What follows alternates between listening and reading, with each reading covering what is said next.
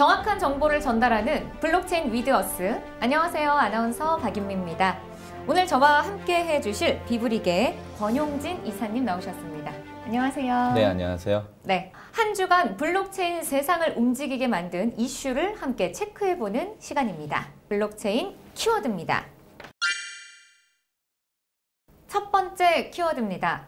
블록체인 위드 키워드, 일론 머스크 커플. 첫 번째 키워드는 일론 머스크 커플, 테슬라의 대표 일론 머스크 커플이 요새 이 증시와 블록체인 코인 시장을 뒤흔드는 커플이죠. 네, 요즘 코인 시장에서 가장 관심 가지는 것이 무엇이라고 생각하세요? 아마도 이 테슬라 아닐까요? 네, 테슬라? 아무래도 일론 머스크의 네. 트위터가 요즘 제일 핫하다고 합니다. 일론 머스크의 말에 따라서 코인 시장뿐만 아니라 주식 시장까지 들썩이기 때문인데요. 트위터에 최근에 도지의 날 오후라는 글을 올리자 도지코인의 가격이 전일 대비 14%가 올랐다고 합니다. 트위터의 아들을 위해 도지코인을 샀다라고 올리자 16%가 급등했던 2월 10일 날 트위터 이후 두 번째입니다. 네, 맞습니다. 이렇게 오죽하면 이 미국인들이 상당수가 머스크의 트윗을 보고 투자한다라는 이 조사 결과도 있었다면서요? 네, 맞습니다. 머스크의 트위터는 이번이 처음이 아닌데요. 1월 28일에 자신의 트위터 계정 소개란에 별다른 설명도 없이 비트코인 해시태그를 올렸습니다. 샵 비트코인이죠. 그날 비트코인 가격이 14%가 급등을 하였고, 심지어 이제 미국의 여론조사 업체인 피플세이에서 설문조사를 했는데 투자자들 중에 37%가 트윗을 보고 투자를 한 경험이 있다고 합니다. 네, 맞습니다. 이렇게 머스크뿐만 아니라 그의 여자친구까지도 지금 세상을 들썩이게 만들고 있잖아요.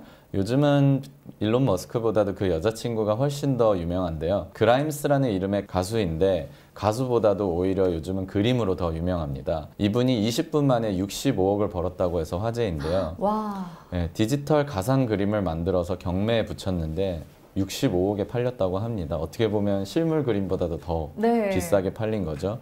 이 그림의 이름은 원 인프라는 그림인데요. 그라임스의 노래가 배경에 깔려있는 어떻게 보면 그림이자 영상입니다. 그래서 날개 달린 아기 천사가 화성 주위를 수호하는 모습이라고 하는데요. 이제 편당 이 10편이기 때문에 편당 6억 5천의 계산이 나오는데 이게 과연 이 그림 자체의 가치라기보다는 이제 블록체인의 가치가 이제 반영이 되어 있는 게 아닐까라고 생각을 합니다. 네, 맞습니다. 요새 테슬라 주가가 떨어져서 머스크가 심기가 좀 불편할 텐데 최근 테슬라 주가가 흔들리고 있습니다. 악재가 또 생겼고 중국 정부가 기밀 정보 유출이 우려된다며 테슬라 차량 사용을 금지한다고 하면서 논란이 더 커지고 있습니다. 네, 이 와중에 여자친구에게라도 좋은 소식이 있어서 다행입니다. 어쨌든 무한 복제될 수 있다라는 이 디지털 컨텐츠인데도 NFT를 활용하면 진품 인증이 좀 가능해진다라는 거죠. 이 보증서 개념인 거죠?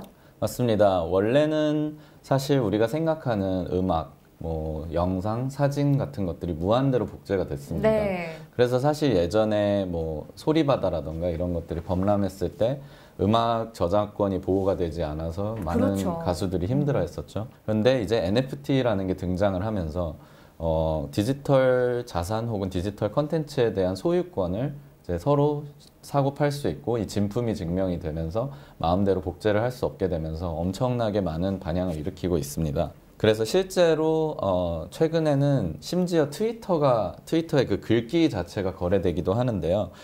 트위터의 창업자 잭 도시가 처음으로 올린 트위터, 굉장히 의미가 있죠. 트위터의 네. 창업자가 올린 문구이기 때문에 그래서 Just setting up my Twitter라는 이 문장, 내가 지금 막 트위터를 설정했다. 정말 트위터가 처음 창업됐을 때 그 기분을 느낄 수 있죠. 이 트위터 자체가 NFT가 되어서 이제 판매가 되었는데 아직 경매가 끝나지 않았지만 250만 달러까지 올라갔다고 합니다. 이게 한국 돈으로는 약 28억 원 정도가 되는데요. 이게 이제 최종적으로 낙찰이 되면 이거에 대한 소유권이 토큰이 되어서 이제 낙찰 받은 사람에게 넘어간다고 합니다. 네, 조금 신기하기도 한 부분인 것 같아요. 이 한 글귀가 네, 맞습니다. 이렇게 한 28억 원까지의 가치를 매길 수 있다는 게 좀 대단한 것 같은데요. 자, 이렇게 NFT 관련 코인에 관심이 갖는 분들이 더욱더 많아질 것 같은데 아마 다음 이 시간에는 좀 더 조목조목 분석해 드리도록 하겠습니다. 두 번째 키워드입니다. 신한은행 앤드 모건 스탠리. 블록체인 키워드에 이 제도권한 은행 이름이 올라왔습니다. 신한은행과 모건 스탠리, 한국과 글로벌 이슈인 거죠? 네, 맞습니다. 우선 우리나라에서는 신한은행이 한국 CBDC를 대비해서 블록체인 디지털 화폐 플랫폼을 시범 구축한다고 발표했습니다. 만약에 한국은행이 CBDC를 발행을 한다면 이를 이용한 뭐 결제라던가 뭐 이를 수탁을 해준다던가 이런 여러 가지 인프라가 필요한데요. 이 디지털 화폐가 원활하게 시중에 유통될 수 있도록 도와주는 중개기관을 이제 신한은행이 하겠다라고 먼저 선언을 한 것이죠. 네. 미국 최대의 은행인 모건 스탠리에서도 이 코인 뉴스가 나왔었죠. 네, 모건 스탠리의 경우는 조금 다른데요. 투자은행 모건 스탠리가 부를 축적한 프라이빗 뱅커들에게 이제 비트코인을 투자할 수 있도록 인프라를 만들겠다라고 선언을 했습니다. 원래는 이제 비트코인 투자가 옵션에 없었는데요. 사실 투자자들이 투자를 하고 싶어도 비트코인 상품이 없다 보니까 투자를 하지 못하였는데 모건 스탠리는 이런 것들을 이제 만들어서 기존 투자자들에게 옵션으로 제공을 해주겠다고 합니다. 네. 점점 이렇게 보니까 비트코인이 이 제도권 안으로 들어오는 게 눈에 띄는 것 같습니다. 맞습니다. 사실 불법적이거나 음지에서 이제 활동을 하시는 분들에게는 뭐 이런 뉴스가 그렇게 달갑지만은 네. 않을 수 있지만 뭐 시장이 제대로 크고 또 합법적인 부분이 들어오기 위해서는 당연히 필요한 절차라고 생각을 합니다. 네. 블록체인 위드 키워드. 미국 경기 부양책. 미국 경기 부양책 미 상원이 통과시킨 덕분에 이 전 세계가 한시름을 놨죠. 이제 경기가 좀 좋아질 거라는 기대의 심리일 것 같은데 어떤가요? 네, 맞습니다. 뭐 바이든 대통령이 1조 9천억 달러, 거의 2천조가 넘는 네. 규모를 경기 부양 패키지 법안을 발의했는데요. 정말 어마어마한 수치입니다. 제 그럼요. 경제를 공부했지만 이 정도의 경기 부양책은 거의 역대 최초라고 보고 있는데요. 민주당 50대, 공화당 49로 상원에서 통과가 드디어 됐습니다. 사실 이제 경제 전문가들 입장에서는 예측 자체가 이제 통과되지 않을 거라고 예측을 많이 했었습니다. 네. 왜냐하면 이미 한 경기 부양 패키지가 굉장히 많았고, 여기서 액수도 더 너무 크고. 네. 네. 그런데도 불구하고 이제 바이든 대통령의 이제 첫 어떻게 보면 업적이 행보죠. 될 수 있는 네. 것이기 때문에 이제 강행을 하였고 이제 통과를 하였는데요.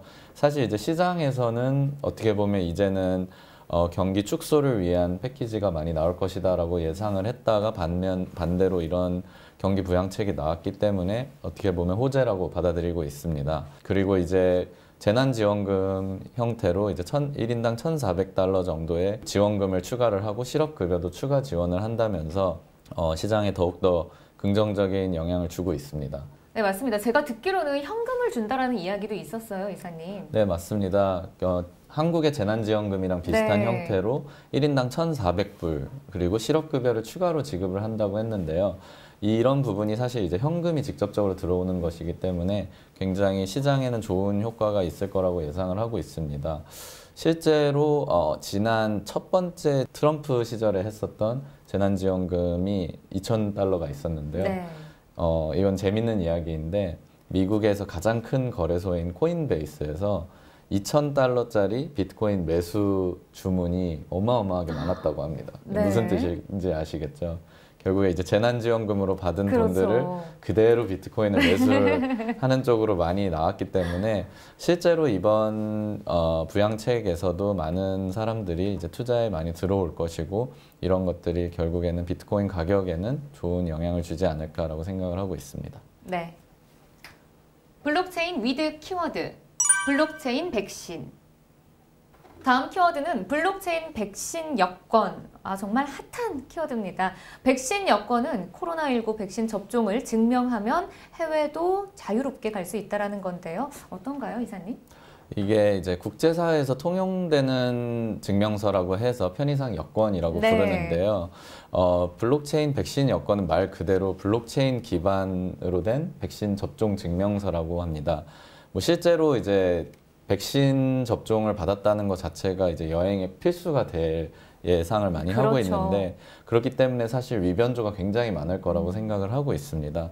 그래서 결국엔 블록체인 기반의 백신 여권, 증명서가 있다라는 거는 굉장히 중요한 어떻게 보면 기술이 될 것이고 그리고 개인정보 유출이나 또 무단으로 열람을 하거나 이런 네. 것들을 이제 막을 수 있어서 요즘에 블록체인 백신 여권이라는 그 키워드가 굉장히 핫한 상황입니다. 그럼 여기서 저도 궁금한 게 우리나라 정부에서도 이걸 도입하나요? 우리나라 질병관리청에서 오는 7월부터 위변조 위험 등이 있는 종이 증명서를 이제 보완하기 위해서 블록체인 기반 디지털 예방접종 증명서 도입을 추진하고 있다고 합니다. 뭐 현재 개발 사업자가 이제 DID 연합체와 SK CNC 두 곳으로 좁혀질 예정인데요. 이번 사업으로 블록체인이 신뢰할 수 있는 기술로 자리매김하게 되었으면 좋겠습니다.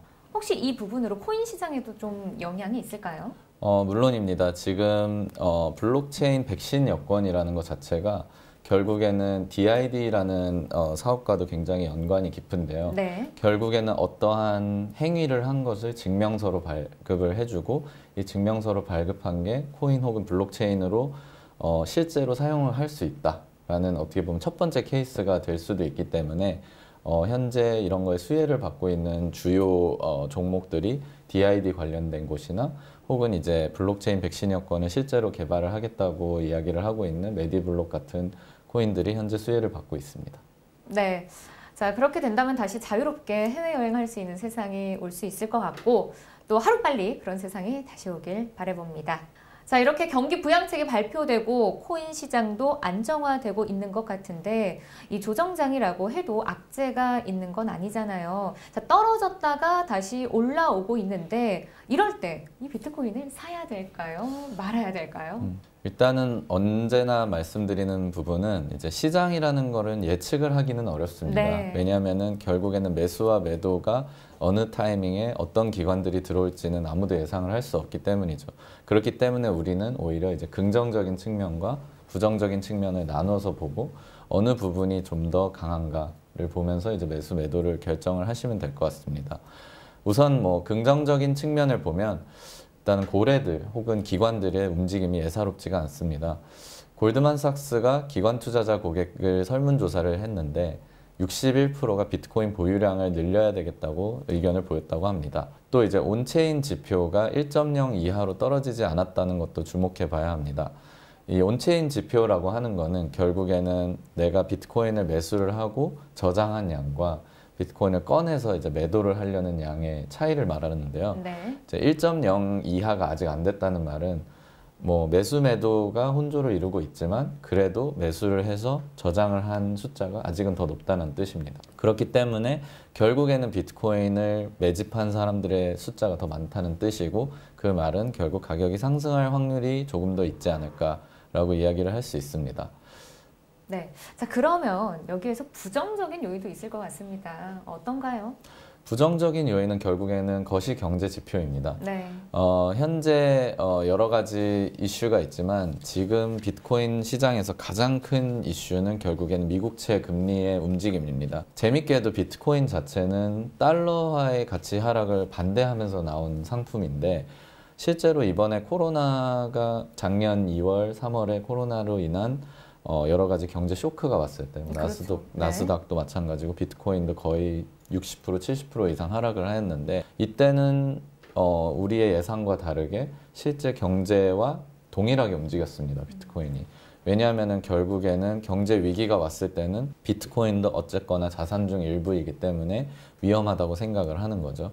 그렇기 때문에 변동성이 크게 되는데 현재 아직까지는 비트코인 자체가 경제 위기의 방어 수단이라는 믿음이 100% 깔려 있지는 않습니다. 그리고 그렇기 때문에 현재 미국의 국채 금리가 이번 주에 오르냐 안 오르냐, 다음 주에 어떻게 결정이 나느냐 이런 것 때문에 아직은 이제 위험 부분이 있는 편입니다. 자, 이렇게 신중하게 결정하면서 더욱더 들여다봐야 할 것 같은데 이 체크리스트에서는 어떤 것들이 있을까요? 우선 신규 매수냐, 추가 매수냐를 판단할 때 심사숙고를 하셔야 됩니다. 신규 매수의 경우는 현재 뭐 당연히 이제 거래 가격의 상에서는 뭐 이게 고점이냐 저점이냐는 알 수는 없지만 결국에는 리스크상 뭐 예를 들어 비트코인을 500만 원에 매수한 사람과 5천만 원에 매수한 사람들은 결국에는 이 수익률의 퍼센테이지가 다르기 때문에 네. 신규 매수를 했을 때 현재 이제 대부분의 투자자들이 예상을 하고 있는 비트코인의 범위 자체가 뭐 2, 3천만 원에서 1억 사이인데 이제 5천만 원, 6천만 원에 매수해서 1억을 올라간다는 거는 사실은 리스크 대비 리턴이 그렇게 높지는 않습니다. 리스크는 사실 꽤 높은 편이고 정말 1억이 되었을 때도 2배 정도밖에 수익이 안 나기 때문에 뭐 2배도 물론 엄청난 수익이지만 그렇기 때문에 이제 추가 매수의 경우에는 사실 뭐 나쁘지 않은 편이라고 할 수도 있지만 신규 매수의 경우에는 조금 더 포트폴리오로 접근을 해야지 리스크 관리가 가능하지 않을까. 그리고 언제나 현금 보유를 30% 이상 하셔야 되고요. 네.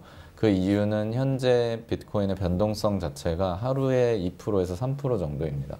그렇기 때문에 6달 기준으로 봤을 때는 20%에서 30% 정도는 충분히 움직일 수 있는 변동성이 있고 이럴 때 이제 추가 매수를 해서 뭐 기존의 손실을 회피를 할 수 있는 그런 그 분배가 있지 않으면은 투자하기 어려워지는 부분이 있습니다.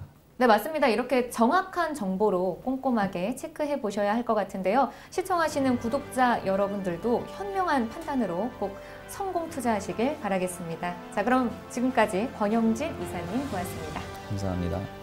남들이 욕심을 낼 때 공포심을 가지고 남들이 공포를 느끼면 욕심을 부려라. 공포심을 갖든 욕심을 부리든 그 모든 판단과 책임은 여러분 각자에게 있습니다. 블록체인 위디어스 여기서 마치겠습니다. 시청해주신 여러분 고맙습니다.